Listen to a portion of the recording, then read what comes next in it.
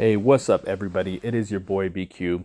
I'm doing this quick upload here at the channel because I, this morning, recorded a preview of Bound for Glory, my predictions, my thought on the show. I left off the Monsters Ball match, and I'm recording this on my cell phone because I am on my way in a couple hours to California. We'll be gone several days for my wedding. And I can't just ignore this match when doing my preview. So I'm giving you a slight preview here on the Monsters Ball. And then you'll be able to check out the full Bound for Glory preview after this. That is not being recorded on my cell phone. So thanks for tuning in and giving this upload a listen. The Monsters Ball match, though. Steve Maclin, Moose, Rhino, and PCO. Now, when you hear me do my Bound for Glory preview a little bit later, for me, for the most part, I felt like the storytelling that led up to the pay-per-view was a little lackluster, as it typically has been for Bound for Glory every year. I think the company does run out of steam by this time of year, and we're relying on what they perceive to be dream matches, and then try to build a story around that. This Monsters Ball match, even though I've been very vocal about hardcore matches, no DQ, street fights, I'm very vocal about this, but this match right here, in my opinion, is the best story on Bound for Glory.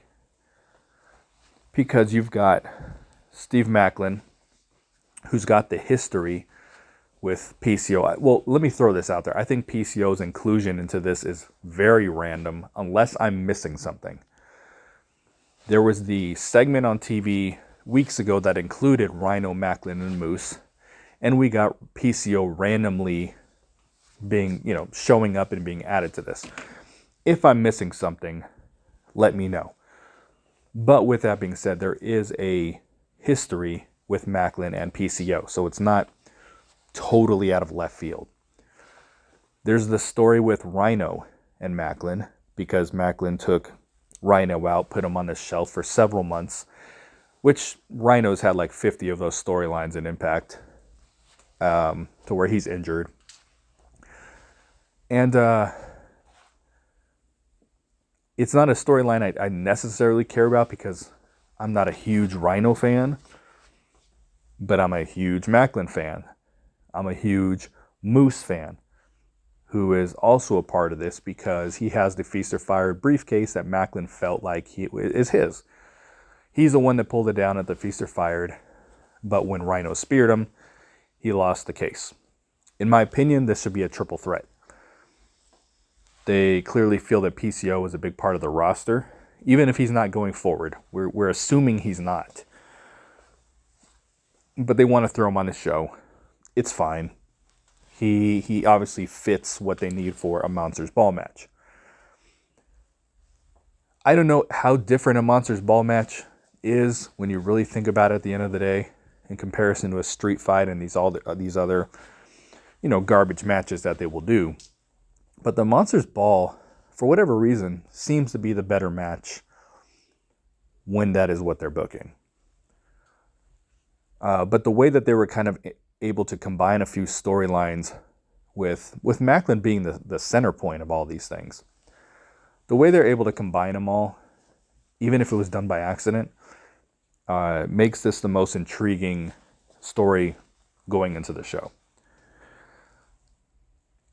Normally I would look at a street fight style match and say, I don't care about this. They're going to do a bunch of dumb shit. But I actually have some optimism that this is going to be a pretty good match, because I think the winner matters. I think there's several matches of Bound for Glory where the winner doesn't matter, which is a problem. I don't think people care who wins a lot of the matches. They just want to see a good match. I think that's a bad strategy for a pay-per-view. But this is one where the winner matters. Is Moose going to have some kind of momentum coming out of this? Is he going to is he actually going to cash in this briefcase Money in the Bank style? Because that's not how they're doing the other ones. That's not how Crazy Steve and the ABC are doing it.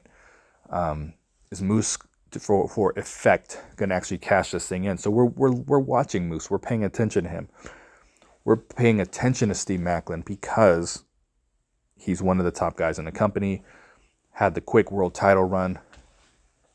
You know, we don't want him to fall to the wayside like Rich Swann did, where they were unable to follow up with something meaningful for him after losing the title. I think this is Rhino's last match. I know he's a producer / agent with the company.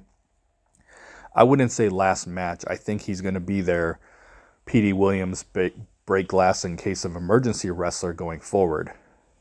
And then PCO, we don't know what's happening with him. We assume he's not returning, but you never really know. But I think it's imperative that Steve Maclin or Moose wins this thing. And even though I think Moose needs the momentum here, I think Steve Maclin's going to win because he is the centerpiece of this whole thing. He is the only one that has a connection with each of the wrestlers storyline wise. He branches out, connects with each of them. So I've got Steve Maclin winning this thing. Thank you for understanding, folks. Please check out my Bound for Glory preview. That's going to be coming a little bit after this. And I will talk to you soon. I'm out. Peace.